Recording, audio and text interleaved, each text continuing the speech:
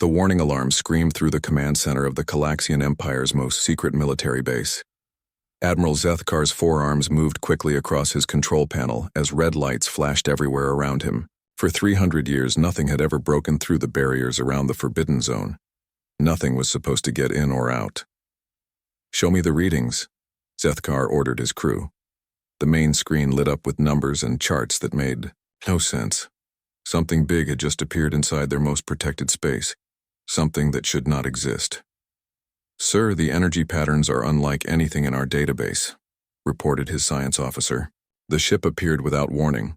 Our sensors show it just materialized." Zethkar felt his blood turn cold. The Forbidden Zone contained the remains of the ancient predecessor race. These were the beings who had almost destroyed the entire galaxy 1,000 years ago before they vanished. The Empire had built massive barriers around their old territory to make sure nothing ever disturbed what they left behind. "Send word to the High Council immediately," Zethkar commanded. "And prepare 3 battle fleets. We need ships around that vessel now." Far across space inside the strange ship, Captain Jake Martinez rubbed his eyes and tried to understand what had just happened to his vessel. One moment, the USS Liberty had been on a normal patrol mission near Earth's outer colonies. The next moment, every system on his ship was screaming warnings at him. "Captain, our navigation systems are completely confused," said Lisa Rodriguez from her position at the helm. "According to our computers, we're not anywhere near where we should be." Jake looked around his bridge at his crew. Dr. Kevin Walsh was bent over his science station, his face full of worry. Security Chief Maria Santos stood ready at her post, her hand near her weapon. Communications Officer Danny Park was trying to make sense of the strange signals his equipment was picking up.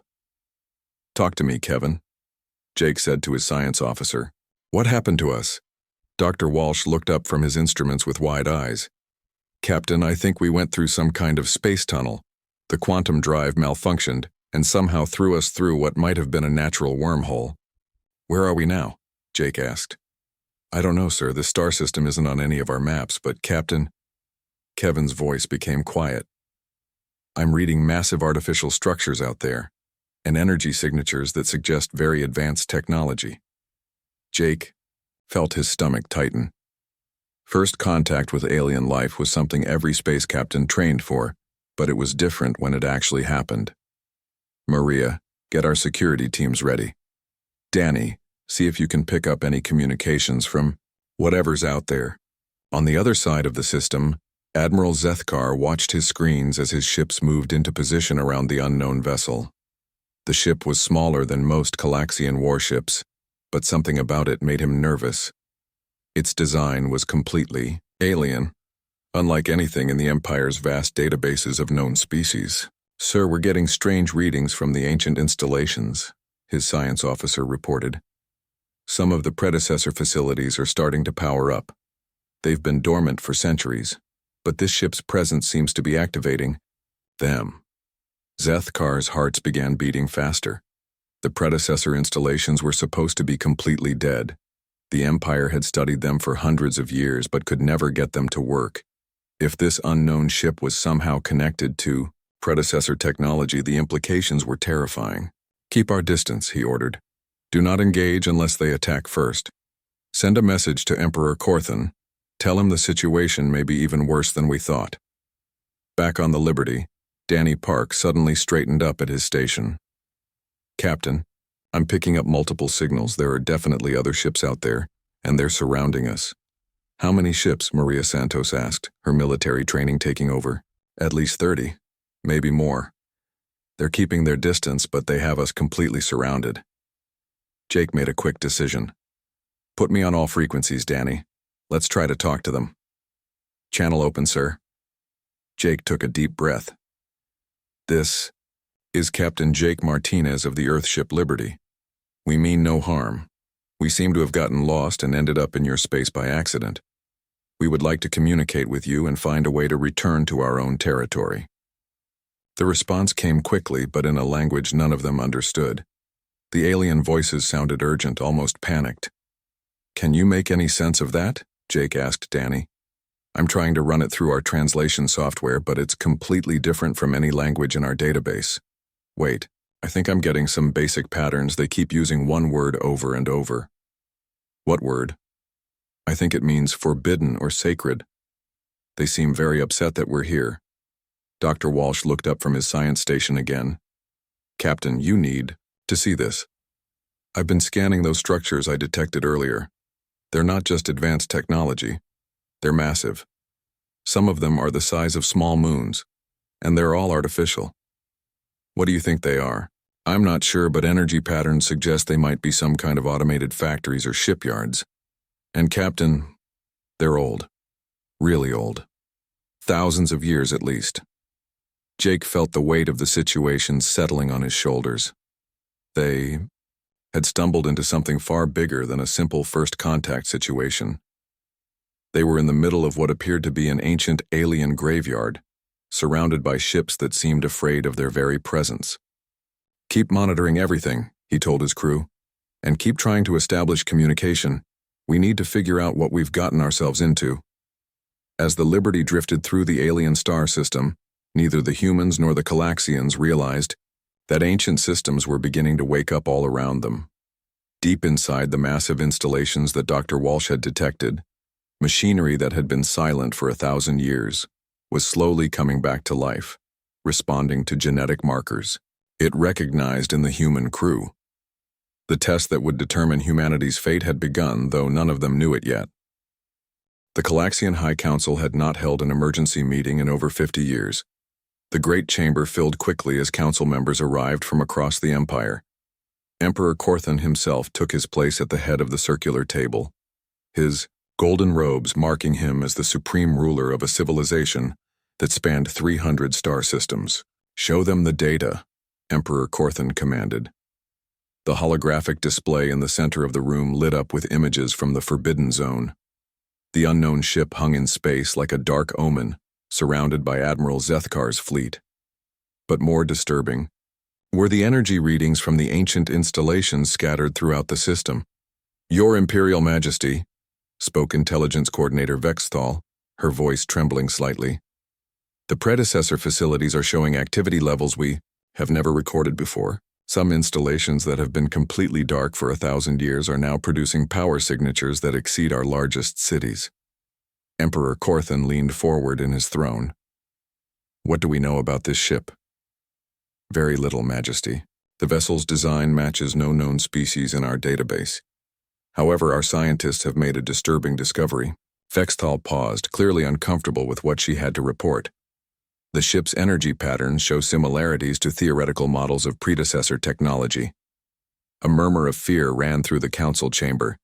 Every Calaxian child learned about the predecessors in school.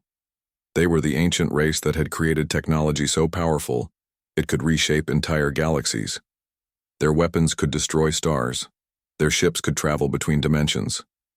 But their power had corrupted them, and they had turned their weapons on each other in a war that nearly destroyed all life in the galaxy. Are you suggesting this ship belongs to the predecessors? Asked War Minister Halktar. We don't know, sir. The predecessors vanished completely 1,000 years ago. But if they have returned... Vexthal didn't need to finish her sentence. Everyone in the room knew what it would mean. Emperor Corthan stood up slowly. Admiral Zethkar is to maintain his position, but take no aggressive action unless the ship threatens our vessels. I want our best scientists studying every piece of data we can gather and prepare our deepest bunkers. If the predecessors have truly returned, we may be facing the end of everything we know. On the Liberty, Captain Jake Martinez was dealing with his own crisis. The alien ships around them had not attacked, but they also showed no signs of letting the Liberty leave. Worse, Dr. Walsh's scans were revealing more disturbing information about their surroundings. Captain, you need to hear this, Kevin said from his science station. I've been analyzing the structures in this system, and I think I know what they are. They appear to be automated manufacturing facilities, incredibly advanced ones. And they're still functional after thousands of years. Manufacturing what? Jake asked. Ships, weapons, technology beyond anything we've ever seen. The power sources alone are generating more energy than our entire home solar system produces. Maria Santos. looked up from her security console. Captain, if these facilities are still working, why haven't the aliens who live here been using them? I don't think they can, Kevin replied. The technology is so far beyond anything else I'm detecting from the alien fleet that it might as well be magic to them. But here's the really strange part. Some of these facilities are starting to respond to our presence. Jake felt a chill run down his spine. What do you mean, respond? I mean, they're powering up systems that have been dormant. It's almost like they recognize us somehow. Danny Park suddenly turned from his communication station. Captain, I'm starting to make progress with their language. The translation software is beginning to identify patterns. And sir, they're not just afraid of us, they're terrified. What are they saying? They keep talking about something called the Great Destruction and the return of the first ones. I think they believe we're connected to whatever caused that destruction. Dr. Walsh looked up from his instruments with a puzzled expression. Captain, I'm getting some very strange readings from my biological scanners. It's almost like the alien technology is scanning us back, looking for something specific in our genetic structure. On Admiral Zethkar's flagship, the situation was becoming more complicated by the hour. His science teams had been monitoring the unknown vessel continuously, and what they were discovering made no sense. Admiral, the ship appears to be of completely unknown origin, reported his chief scientist. But our deep scans suggest the crew inside are biological beings, not artificial constructs. However, sir, there's something else. What is it? The GI. Predecessor installations are definitely responding to their presence. We're detecting communication signals between the ship and various ancient facilities. The humans seem to be accessing systems that we've never been able to activate.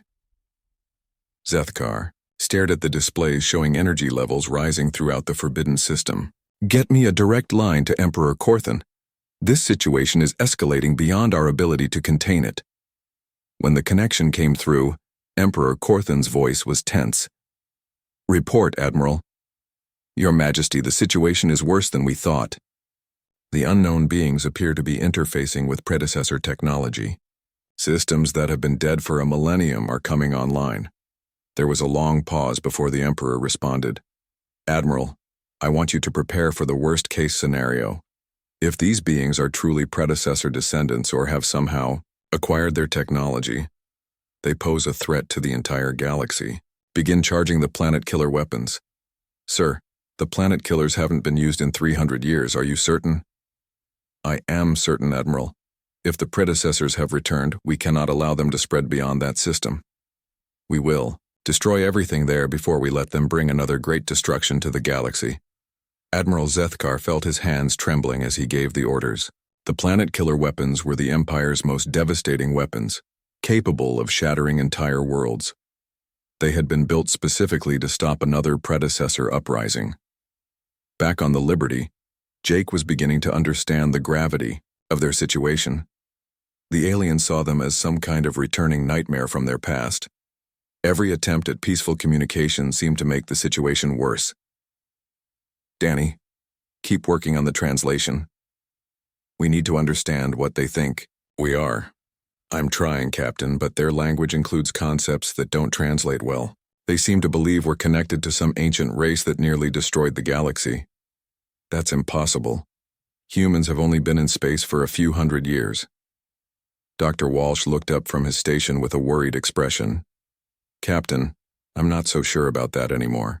The genetic scanners from those ancient facilities seem to have found something in our DNA that they recognize. Something that connects us to whoever built all this technology. Jake stared out at the stars, knowing that somewhere out there, alien weapons were probably being aimed at his ship. Whatever test humanity was about to face, it was bigger than anything they had ever imagined. Dr. Kevin Walsh had never seen anything like the readings coming from his science station. The ancient structures throughout the star system were not just powering up. They were actively communicating with the Liberty. Energy beams too subtle for the Galaxian sensors to detect were scanning every inch of the human ship and its crew. Captain, I think I understand what's happening, Kevin said, his voice filled with both excitement and fear. These installations aren't just factories. They're some kind of testing facility. The genetic scans they're performing on us aren't random. They're looking for specific markers. Jake moved to stand behind Kevin's station. What kind of markers? I'm not entirely sure, but the scans are focusing on sections of our DNA that we've always assumed were just evolutionary leftovers. Genetic sequences that don't seem to serve any purpose in modern humans. Before Jake could respond, the ship's main computer began speaking in a voice none of them had heard before. The words came out in perfect English, but the tone was artificial, ancient, genetic compatibility confirmed. Initiating heritage protocol. Welcome, descendants of the first ones. The entire bridge crew froze. Danny Park was the first to find his voice. Captain, that didn't come from our computer. That signal originated from outside the ship. From where? Jake demanded. The nearest installation, sir. It's approximately the size of Earth's moon, and it's been scanning us for the past 2 hours. On the Galaxian flagship, panic was spreading through the crew. Intelligence Officer Vexthal was monitoring all communications from the human vessel, and what she was hearing confirmed their worst fears. Admiral, the installations are responding to the humans in ways we've never seen. They're using predecessor communication protocols that we thought were completely dead. Admiral Zethkar studied the energy readings from throughout the system. Massive installations were awakening all around them, systems that his people had studied for centuries without ever being able to activate. What are they saying to each other? He asked. We can only translate fragments, sir. But they keep referring to the humans as descendants and something called a heritage protocol. Admiral, I believe the humans are genetically connected to the predecessor race. Zethkar felt his 4 hearts beating rapidly. If the humans were truly predecessor descendants, then everything the Empire had believed about the ancient race was wrong. They hadn't vanished. They had evolved, changed, and now they were back. Get me Emperor Corthan immediately, he ordered. Meanwhile, Engineer Tony Rodriguez had been working frantically to establish better communication with the alien fleet. His efforts were finally beginning to pay off. The translation software had learned enough of the Galaxian language to provide rough translations of their transmissions.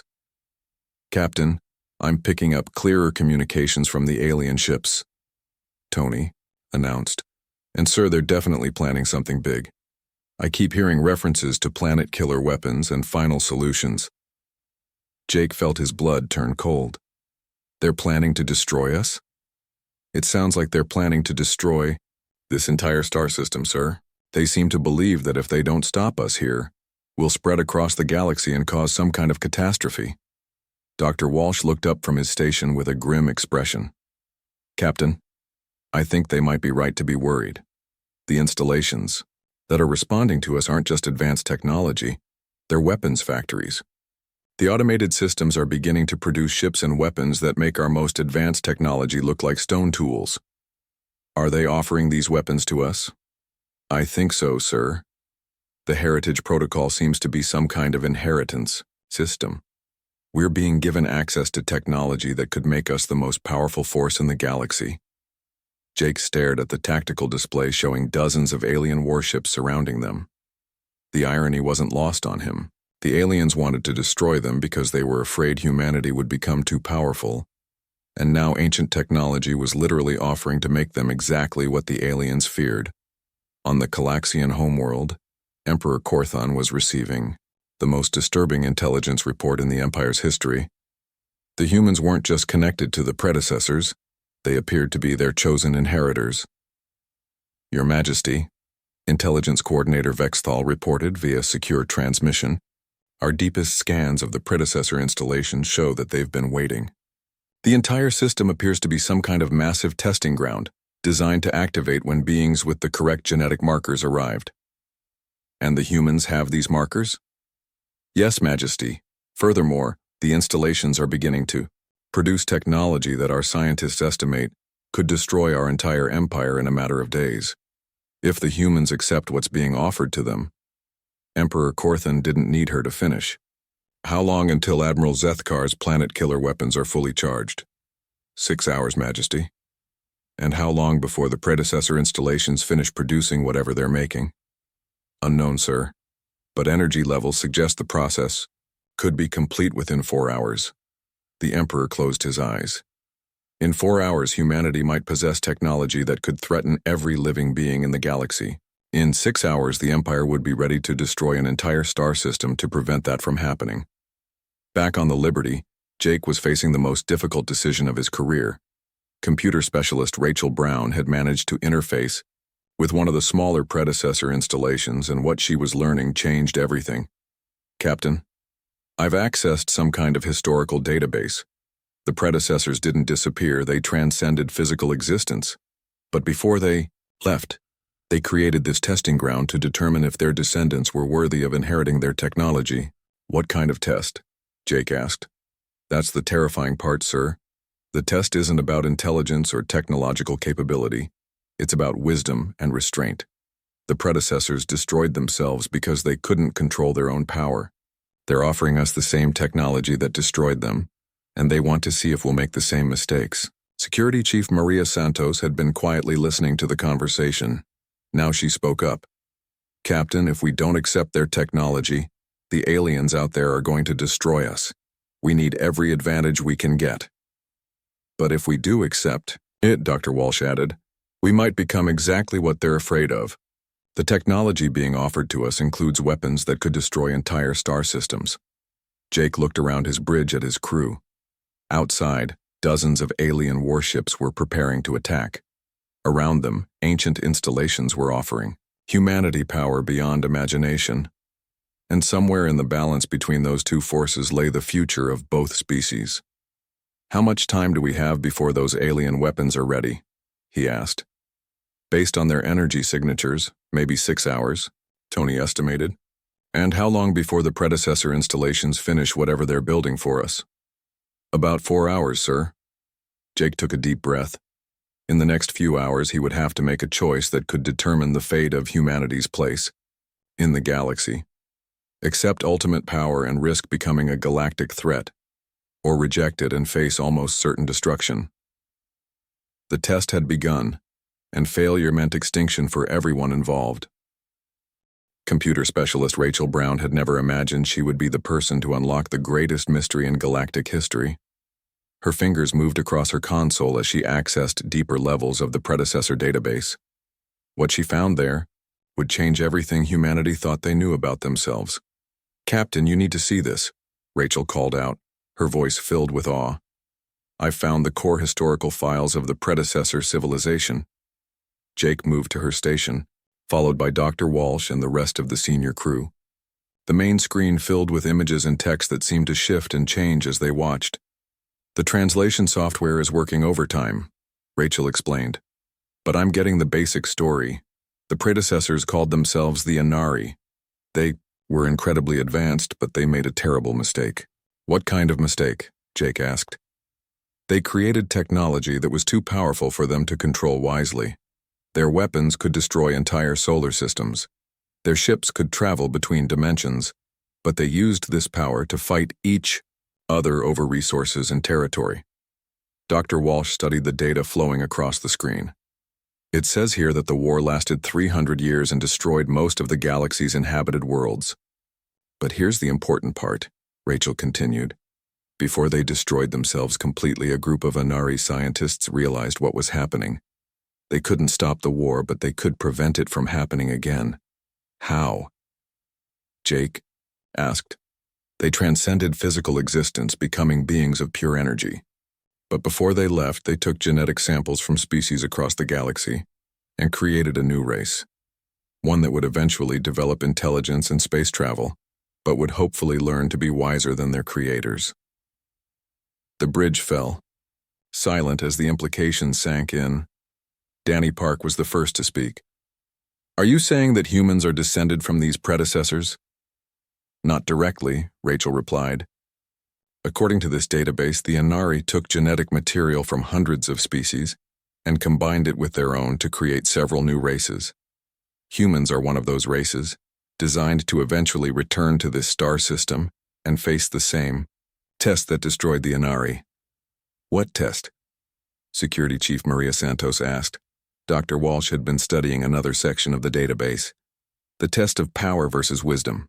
The installations around us aren't just offering us technology. They're offering us the exact same weapons and capabilities that destroyed the Inari civilization. They want to see if we'll make the same mistakes. On Admiral Zethkar's flagship, the situation was becoming more desperate by the hour. His scientists had been monitoring the energy levels from the predecessor installations, and what they were seeing terrified them. Admiral, the automated factories have completed their production cycle, his science officer reported.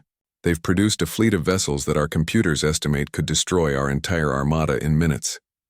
Zethkar stared at the tactical display. The human ship was still alone in the center of his formation, but now it was surrounded by dozens of newly created vessels that radiated power signatures beyond anything in the known galaxy. Are the humans manning these new ships? He asked. No, sir. The vessels appear to be completely automated. They're just waiting. Waiting for what? We believe they're waiting for the humans to claim them, Admiral. Zethkar felt a growing sense of doom. In 3 hours, his planet-killer weapons would be ready. But if the humans claimed those waiting ships, his entire fleet would be destroyed long before they could fire. Get me Emperor Korthon, he ordered. On the Liberty, Jake was reading through more of the predecessor database with growing amazement and horror. The technology being offered to humanity was beyond their wildest dreams, but the price of accepting it might be their souls. Show me the weapon specifications, he told Rachel. The screen filled with technical data that made Dr. Walsh whistle in amazement. Captain, these are planet-killer weapons that make the largest bombs in human history look like firecrackers. And the ships, they're faster than anything we've ever built, with armor that could withstand a direct hit from a star's core. What about the non-military technology? Jake asked. Medical devices that could eliminate all known diseases. Manufacturing systems that could end scarcity forever. Energy sources that could power entire civilizations for thousands of years. Rachel listed. Captain, this technology could turn humanity into gods. Or devils, Maria Santos added quietly. If the predecessors destroyed themselves with this same technology, what makes us think we'll do better? Engineer Tony Rodriguez looked up from his station. Captain, the alien fleet is accelerating their preparations. I'm reading massive energy buildups from their largest ships. Whatever they're planning to hit us with, it's going to be devastating. Jake felt the weight of an impossible decision pressing down on him. Accept the predecessor technology, and humanity might become the greatest threat the galaxy had ever seen.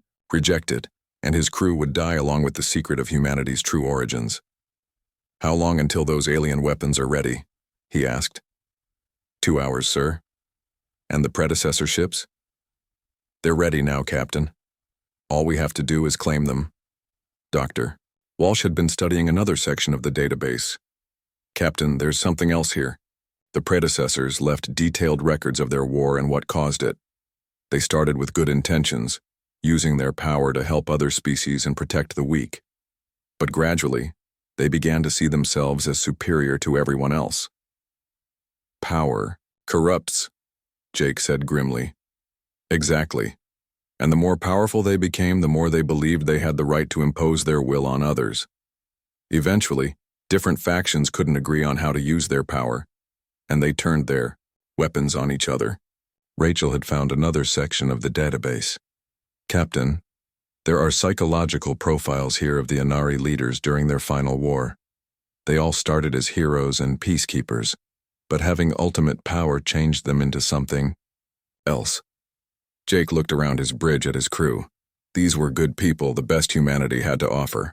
But would they stay that way if they suddenly possessed the power to reshape the galaxy according to their will? What does the database say about the test we're supposed to face? He asked. It's not clearly defined, Rachel replied. But there are references to the choice between power and wisdom, and the decision that will determine worthiness. On the Calaxian homeworld, Emperor Korthon was making preparations for what might be the last desperate act of his empire. If the humans claimed the predecessor technology, no force in the galaxy would be able to stop them. Intelligence Coordinator Vexthal, what is the status of our deepest bunkers? Prepared, Your Majesty. But if the humans acquire predecessor weapons, even our deepest shelters may not protect us. And the evacuation fleets? ready to transport our people to the furthest colonies. But Majesty, if the humans become what we fear, nowhere in the galaxy will be safe. Emperor Corthan stared out at the stars, knowing that in less than 2 hours, he would either save his people or witness the beginning of a new galactic catastrophe. Back on the Liberty, Jake was approaching the moment of truth. The predecessor ships were waiting for his command. The alien weapons were almost ready to fire, and somewhere in between those two extremes lay a choice that would echo through galactic history. Rachel, is there anything in the database about what happens if we refuse the technology? Not specifically, sir, but there are references to those who choose wisdom over power shall inherit the true legacy of the Inari. And what is that legacy? I'm not sure, Captain. The files are encrypted, and I think they'll only unlock based on our decision. Jake closed his eyes and thought about everything humanity had achieved through cooperation rather than conquest. They had reached the stars not through war, but through working together. Maybe that was the answer the predecessors were looking for. The test was about to reach its climax, and the future of two civilizations hung in the balance. Captain Jake Martinez stood on the bridge of the Liberty, staring at the tactical display that showed dozens of waiting predecessor ships. Each vessel contained enough firepower to destroy entire worlds. All he had to do was say the word, and humanity would become the most powerful force in the galaxy. Captain, the alien fleet's weapons will be ready in 90 minutes, Engineer Tony Rodriguez reported. Their energy signatures suggest they're preparing to destroy this entire star system. And the predecessor ships? Jake asked. Waiting for your command, sir, computer specialist Rachel Brown replied. The moment you claim them, they'll activate and place themselves under human control. Security Chief Maria Santos stepped forward. Captain, we have to take those ships. It's the only way to protect ourselves and get home alive. Dr. Kevin Walsh shook his head.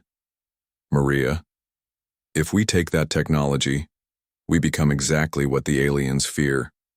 We'll have the power to dominate the galaxy, and history shows that kind of power always corrupts those who wield it. Jake looked around at his crew, seeing the conflict in their faces. They were good people facing an impossible choice. Accept ultimate power and risk becoming galactic tyrants, or maintain their principles and face certain death.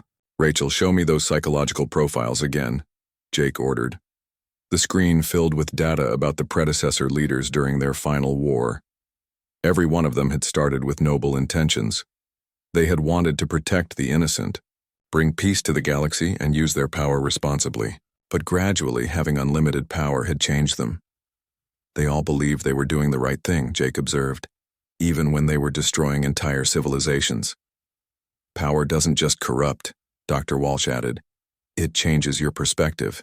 When you have the ability to reshape the galaxy according to your will, it becomes easy to believe that your will is the only one that matters.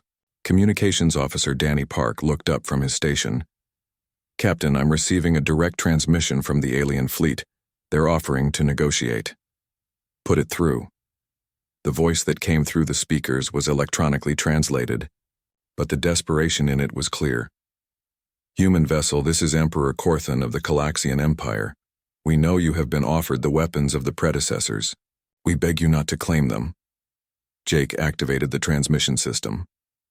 Emperor Corthan, this is Captain Martinez. Why should we trust you when your fleet is preparing to destroy us?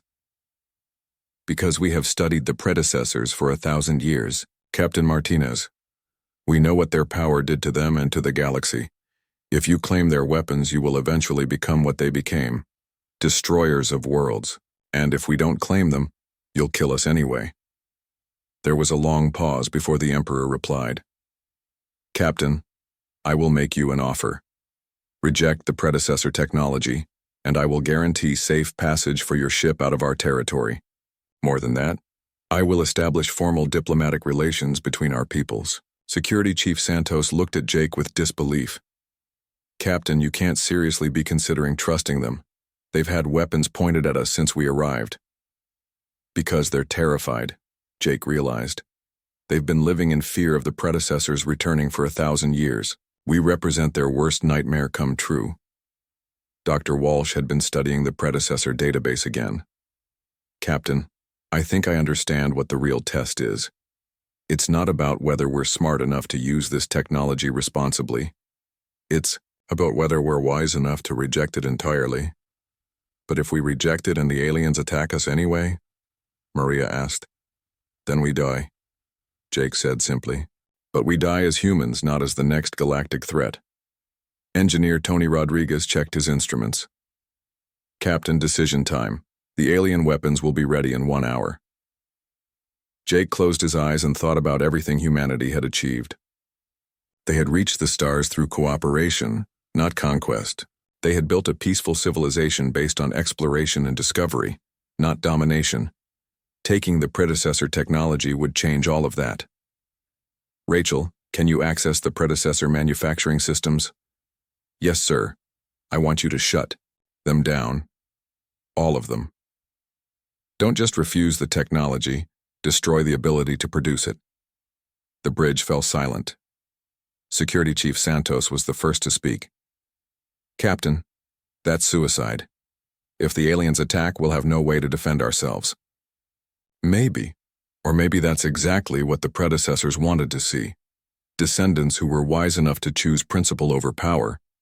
Jake turned to face his crew. I know this is asking a lot, but I believe this is the right choice. Humanity doesn't need to rule the galaxy. We just need to be part of it. Dr. Walsh nodded slowly. I agree, Captain. The predecessors destroyed themselves because they couldn't resist the temptation of ultimate power. Maybe our strength is that we can. Rachel, begin the shutdown sequence. Rachel's fingers moved across her console, accessing the deepest levels of the predecessor systems. Captain, the installations are responding. They're asking for confirmation. Tell them that humanity chooses wisdom over power. As Rachel entered the command, something extraordinary happened. The predecessor installations throughout the star system began broadcasting a signal unlike anything they had transmitted before. It wasn't just data. It was pure emotional content, carrying feelings of joy and relief across space. On Admiral Zethkar's flagship, his science officer suddenly looked up in amazement. Admiral, the predecessor installations are shutting down voluntarily. The humans are destroying the technology instead of claiming it. Admiral Zethkar couldn't believe what he was hearing. Are you certain? Yes, sir. They're not just refusing. The weapons, they're making sure no one can ever use them. On the Calaxian homeworld, Emperor Corthan received the same report. For the first time in 1,000 years, the threat of predecessor technology was truly ending. Not because it had been destroyed by force, but because its intended inheritors had chosen to reject it. Open a channel to Captain Martinez, the Emperor ordered. Back on the Liberty, Jake was watching as the massive installations around them went dark one by one. The incredible technology that could have made humanity masters of the galaxy was being dismantled by its own systems. Captain, incoming transmission from Emperor Corthan, Danny reported. Captain Martinez, what you have done today will be remembered for 1,000 years. You have proven that humanity is worthy of joining the galactic community not as conquerors, but as equals. Does that mean you're not going to destroy us? Jake asked with a slight smile. Captain, I am ordering my fleets to stand down. More than that, I am inviting you to accompany me to the Calaxian homeworld as our honored guest. Today marks the beginning of a new era in galactic politics. Dr. Walsh looked up from his science station with excitement. Captain, the predecessor database is unlocking new files. They're offering us something different, not weapons or tools of conquest, but knowledge, scientific principles, medical techniques, manufacturing processes that could benefit everyone. Technology that builds up rather than tears down? Jake asked. Exactly. And sir, there's a message here addressed specifically to humanity. What does it say? Rachel read from her screen. To those who choose wisdom over power, we offer our true legacy. Not the weapons that destroyed us, but the knowledge that could elevate all species. You have passed the test that we failed. Use this knowledge to build a galaxy where war becomes unnecessary and cooperation brings prosperity to all.